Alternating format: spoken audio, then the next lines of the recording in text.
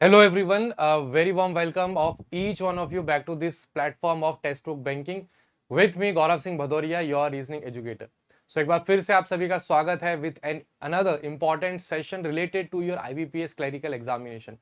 So जैसा आपने अभी सारे सेशंस अटेंड किए हैं, अभी हमने इस एग्जाम को शुरू किया था with previous year papers quant English reasoning तीनों सब्जेक्ट के मंडे से लेके फ्राइडे तक 5 पेपर हमने प्रीवियस ईयर्स के करवाए थे just to give you clear cut idea कि एग्जाम का लेवल कैसा रहता है एंड हमें किस लेवल की तैयारी करनी है। तो वो इन दोनों चीजों के बीच में एक प्रॉपर सिंक होना बहुत जरूरी है।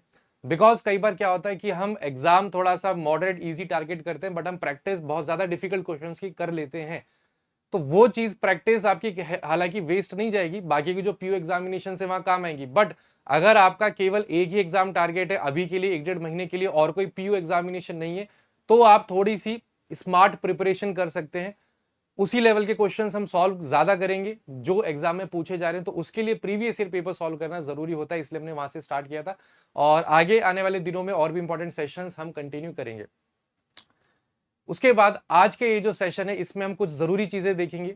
डेट्स वगैरह क्या है, कितने दिन आपके पास हैं, क्या क्या चीजें आपको पढ़नी है, किस तरीके से पढ़नी है, इन दिनों को जो बचे हुए दिन हैं इनको कैसे यूज करें, प्री और मेंस के बीच में लगभग कितने डेज हैं, उन दिनों में आपको क्या करना चाहिए, सारी चीजें हम डिस्कस करेंगे सो दैट आपकी ये जो जर्नी है of clearing IBPS clerical examination थोड़ी सी आसान हो सके। तो सेशन को आगे कंटिन्यू करते हैं। एक बार सभी आप में से सभी लोग इसको शेयर और लाइक जरूर कर देंगे। Let maximum students get benefit from such session. ये पूरी टीम का टेलीग्राम ग्रुप है, आप इसे ज्वाइन कर सकते हैं। यू कैन स्कैन और डायरेक्टली आप सर्च कर सकते हैं। अच्छी बात यह है अभी के लिए आपको काफी अच्छे ऑफर्स भी मिल रहे हैं। कोड आप लगा सकते हैं GRV सेलिब्रेटिंग चैंपियंस, जो इंडियन टीम ने काफी टाइम के बाद एक विक्ट्री हासिल की है, उसके उपलक्ष्य में we are running great discounts. Detail में डिस्कस करेंगे, अभी चलते हैं हमारे एजेंडा जो है आज का उस पे। तो कुछ भी शुरू करने से पहले हमें यह जरूर पता होना चाहिए कितने डेज हैं हमारे हाथ में, ताकि हम उस हिसाब से तैयारी कर सकें। तो एक छोटा सा ब्रीफ मैंने एक स्लाइड प्रिपेयर की है, इसे एक बार देख लेते हैं। इंपॉर्टेंट डेट्स क्या है, मेन चीज ये कि हमारा जो प्री एग्जामिनेशन डेट है फर्स्ट आपका 24 अगस्त से हो जाएगा। 24 को है, 25 को है, 31 को है। मेंस की डेट भी आपको पता है 13 अक्टूबर है। तो कहीं ना कहीं प्री और मेंस के बीच में महीने से ज्यादा आपके पास दिन बचेंगे तैयारी के लिए। आगे देखते हैं, इसी को मैंने शॉर्ट में लिख दिया है कि अगर हम टोटल अप्रोक्सीमेट डेज देखें कितने बचे हुए, जुलाई में 25 डेज, अगस्त में 23, टोटल 48 डेज आपके पास बचते हैं। और जो आपका प्री का लास्ट वाला एग्जामिनेशन है 31 अगस्त, अगस्त पूरा मान लो, तो फिर सितंबर और अक्टूबर, टोटल आपके डेज जो प्री और मेंस के बीच में दैट इज 42 डेज। ये इस हिसाब से, इस डिस्ट्रीब्यूशन के हिसाब से हमें आगे इन दिनों को यूज करना है। कुछ और जरूरी चीजें देख लेते हैं। फॉर एग्जाम्पल आपकी कट ऑफ रेंज किस में रहती है, बिकॉज अभी आप तैयारी करेंगे, धीरे धीरे पढ़ेंगे, टॉपिक एक एक टॉपिक क्लियर करेंगे, टॉपिक का टेस्ट देंगे, फिर कंप्लीट रीजनिंग का टेस्ट देंगे, तो आपको पता कैसे रहेगा कि आपकी परफॉर्मेंस किस लेवल की है। तो उसके लिए आपको पास एक रेफरेंस होना जरूरी है। तो वो रेफरेंस अप्रोक्सीमेट मैंने बताया, जब भी आप मॉक टेस्ट दें पूरा रीजनिंग का, तो आप कोशिश करें, ये पूरा सेक्शन कंप्लीट मॉक टेस्ट है, आउट ऑफ 100 आपके इतने मार्क्स आने चाहिए इंग्लिश रीजनिंग क्वांट के मिला के। मेंस की अगर बात करें तो 115 के आसपास इतना का अगर आपका स्कोर आ रहा है देन आप सेफ हैं, आउट ऑफ 200 मेंस का एग्जामिनेशन है। तो जब आप पूरे मॉक टेस्ट दें क्वांट के, इंग्लिश के, रीजनिंग के, एग्जाम से पहले बीच बीच में भी देने चाहिए आपको, वो सारी चीजें हम डिस्कस करेंगे। तो आपके पास एक नंबर होना चाहिए कि यार मेरे इतने मार्क्स आने चाहिए, इतने आ रहे हैं, इतने शॉर्ट हैं, इतने कम हैं, तो अब मैं इन मार्क्स को कैसे कवर करूं, उसके लिए फिर आप मॉक टेस्ट एनालाइज करेंगे। सारी चीजें आज हम डिटेल में देखेंगे वन बाय वन।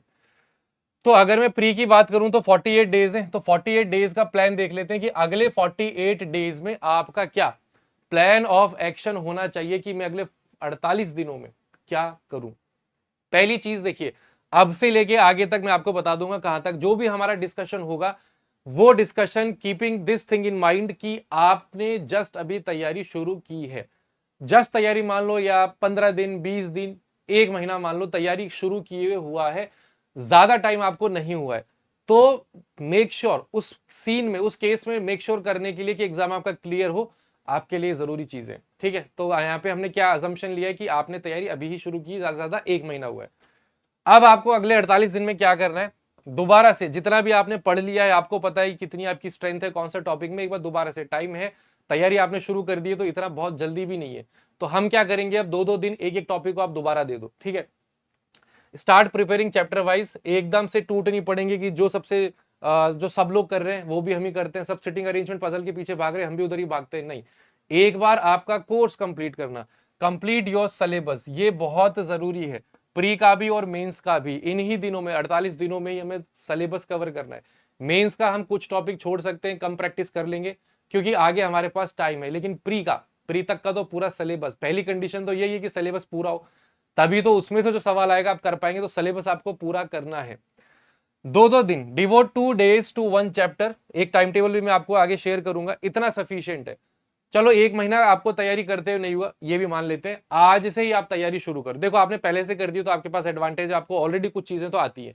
लेकिन अगर आपने आज ही से स्टार्ट किया है तो भी आप इसको फॉलो करते हैं ना, तो आप मान के चलिए आपका प्री क्लियर हो जाएगा, मेंस भी हो जाएगा, लेकिन आपको थोड़े ज्यादा आवर्स ऑफ स्टडी डिवोट करने होंगे।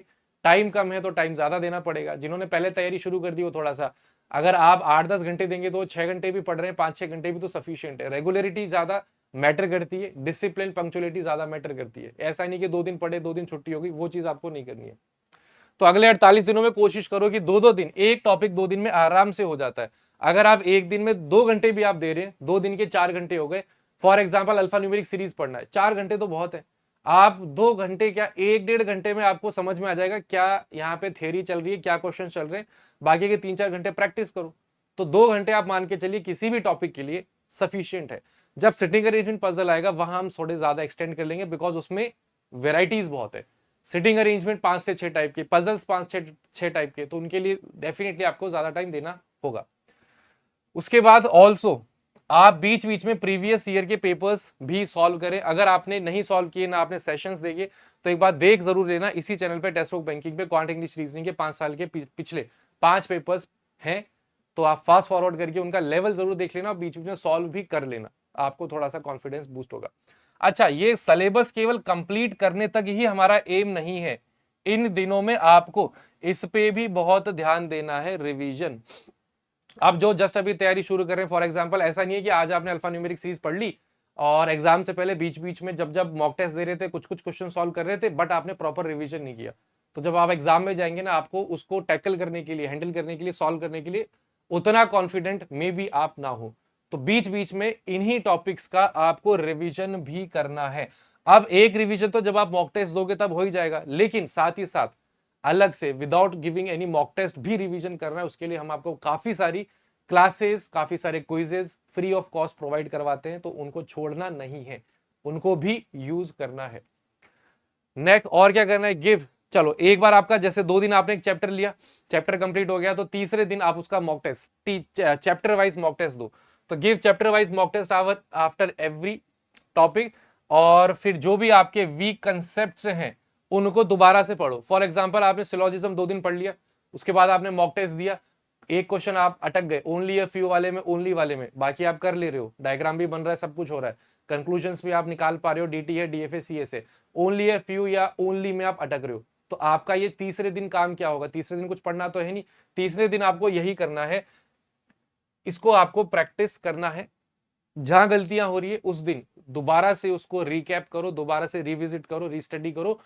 वो टॉपिक आपका अगले मॉक टेस्ट में कहीं पर भी दिखे दोबारा गलत नहीं होना चाहिए, इतनी क्लैरिटी के साथ आपको दोबारा उसको तैयार करना है। फिर उसके बाद चलिए, हम ये टॉपिक वाइज तो चल ही रहा है, लेकिन दिन हमारे पास क्योंकि 48 ही हैं, तो वीक में एक या फिर हर 6-7वें दिन आप एक पूरा रीजनिंग का मॉक टेस्ट भी दे, सेक्शनल मॉक टेस्ट। अब उसमें यह होगा कि जैसे आपने आज से शुरू किया तो अगले 7वें दिन तक आपके 3 टॉपिक कवर हो जाएंगे, 2-2 दिन के हिसाब से 2 टॉपिक हो जाएंगे, एक में आपको एग्जाम भी देना है, तो आप वो 2 टॉपिक तो आप करोगे ही करोगे, साथ ही साथ बाकी के जो टॉपिक्स हैं बिल्कुल नहीं आते, फिर भी कुछ कुछ हाथ तो चलाओगे, कुछ दिमाग तो आप चलाओगे। इनिक्विटीज नहीं पड़ी ठीक है, लेकिन एग्जाम में आ गई है तो कुछ तो आप सॉल्व करोगे। उससे फायदा ये होगा कि उसके बाद जब दोबारा आप टॉपिक पढ़ना शुरू करोगे तो आपको रिकॉल करने में आसानी होगी कि हाँ ऐसा क्वेश्चन आया था, ये मुझे तब समझ नहीं आया था, अच्छा ये लॉजिक है इसके पीछे, अब मैं इसको कर लूंगा कभी भी मॉक टेस्ट में नजर आएगा तो तो वो भी जरूरी है। बीच बीच में आपको मॉक टेस्ट भी देते रहना है, हर 7वें दिन एक दिन आप फिक्स कर लो। अब ये मैंने एक सैंपल आपके लिए बना के दे दिया है कि आप कुछ नहीं है आपके पास तो आप इसको फॉलो कर लो, आगे बना लेना टॉपिक्स, सिलेबस आपको लोगों को बताइए। फॉर एग्जाम्पल आज छोड़ दो, कल से भी अगर मैं तैयारी शुरू करता हूं तो नेक्स्ट 2 डे 7 और 8 जुलाई को केवल अल्फा न्यूमेरिक सीरीज पढ़ ली, 9 और 10 को अगला टेस्ट कर लिया, एक एक टॉपिक 2-2 दिन, और 7वें दिन अगर आपको लगता है कि बीच बीच में मॉक टेस्ट नहीं देना, इकट्ठा देना, तो आप डायरेक्टली मॉक टेस्ट दे लो, सेक्शनल मॉक टेस्ट, उसमें सारे टॉपिक आपको मिलेंगे। ठीक है। Next, revision of topics studied in last 6 days. जब आप 6-7वें दिन ये मॉक टेस्ट दोगे, जैसे कि 3 टॉपिक आपने पढ़ लिए, 13 जुलाई को आप इसका मॉक टेस्ट दे रहे हो, तो इन ये क्वेश्चंस तो आएंगे, उनको आपको छोड़ना नहीं है।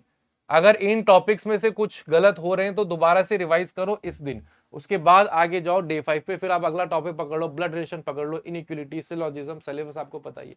इस तरीके से देखिए, जब हमारे पास काफी सारा काम होता है करने को, काफी सारे दिन होते हैं करने को, तो थोड़ा सा मिसमैच हो जाता है, क्योंकि हमें यही लगता है हमेशा कि बहुत टाइम है अभी तो।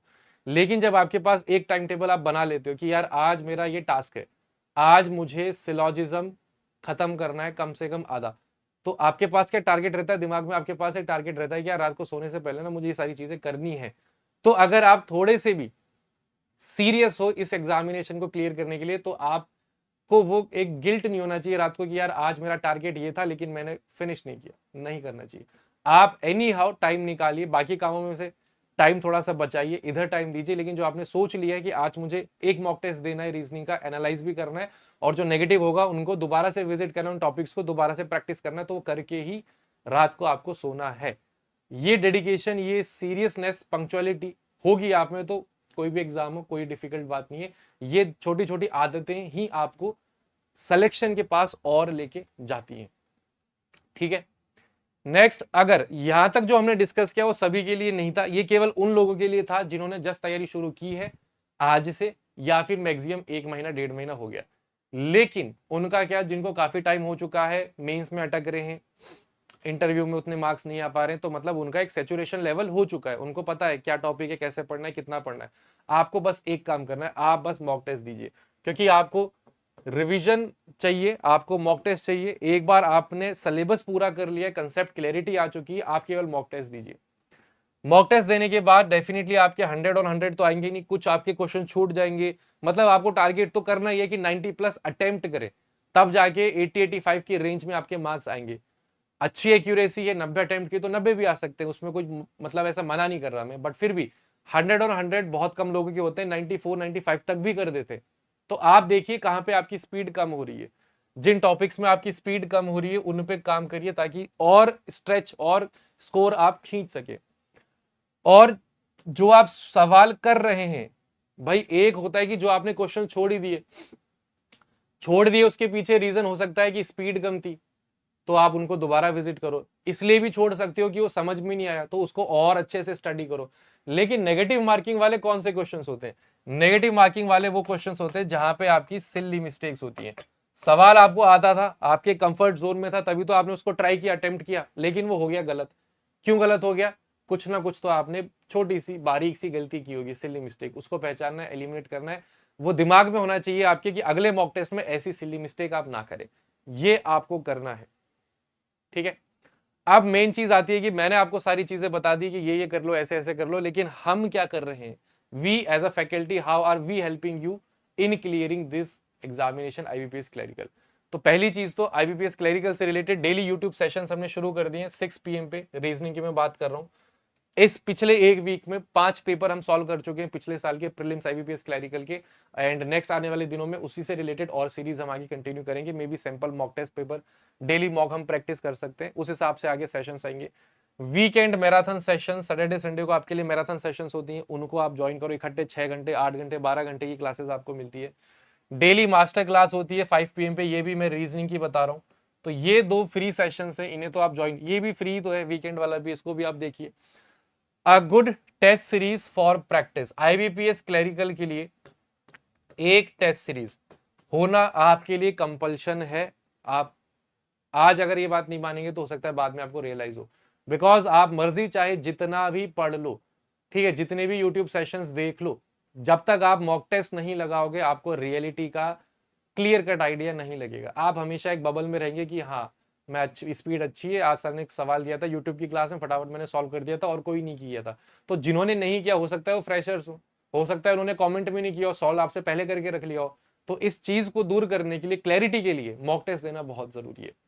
और मॉक टेस्ट में भी अगर आपके पास प्रीवियस ईयर के पेपर्स हैं तो और अच्छा है, बिकॉज एक साल के कम से कम आपके 4-5 पेपर्स में, बिकॉज एक दिन में 4 शिफ्ट होती है तो मेमोरी बेस्ड पेपर्स काफी सारे हैं, उनको भी आपको प्रैक्टिस करना जरूरी है।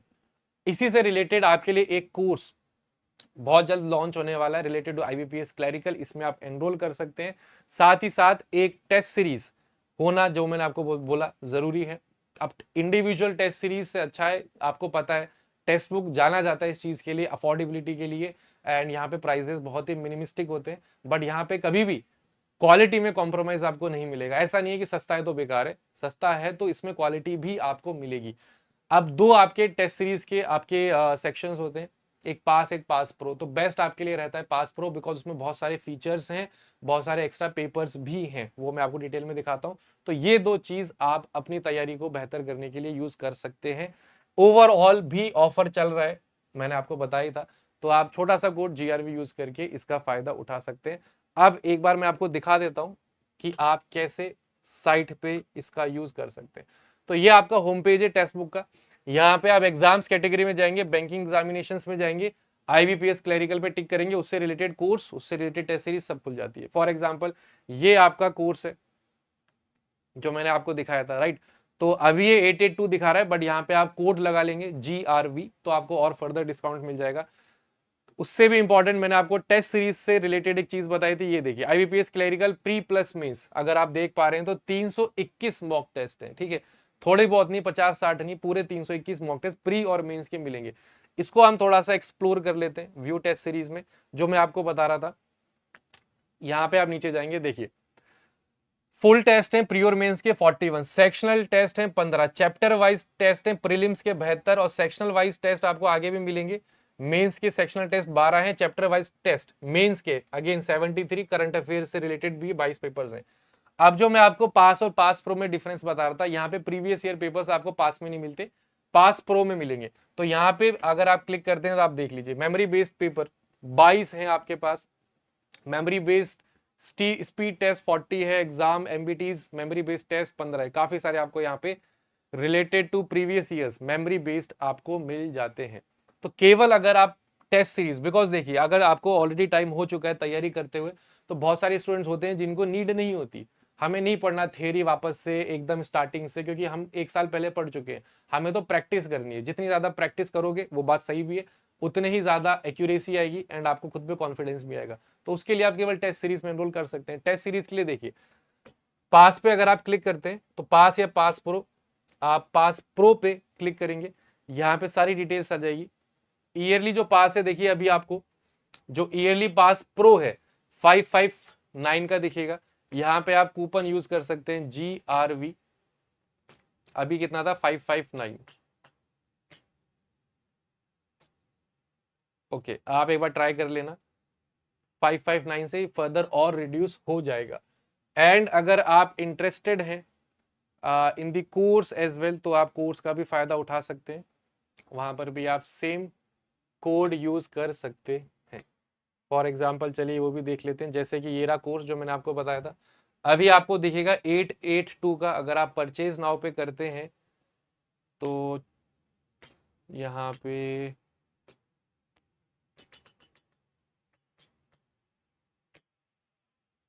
ये आपका 794, थोड़ा सा और कम, लगभग 150 रुपये और कम हो जाएगा। तो ये दो चीजें आप अपनी तैयारी में इंक्लूड कर सकते हैं, जस्ट टू मेक श्योर कि आप इस साल इस एग्जाम को क्लियर करें। और केवल प्रीलिम्स तक का आपका टारगेट नहीं होना चाहिए, प्री और मेंस का होना चाहिए। मेंस में भी जो कट ऑफ बताई थी उससे अच्छी खासी ज्यादा हो, तो आपके फेयर चांसेस हैं that you will be finally selected.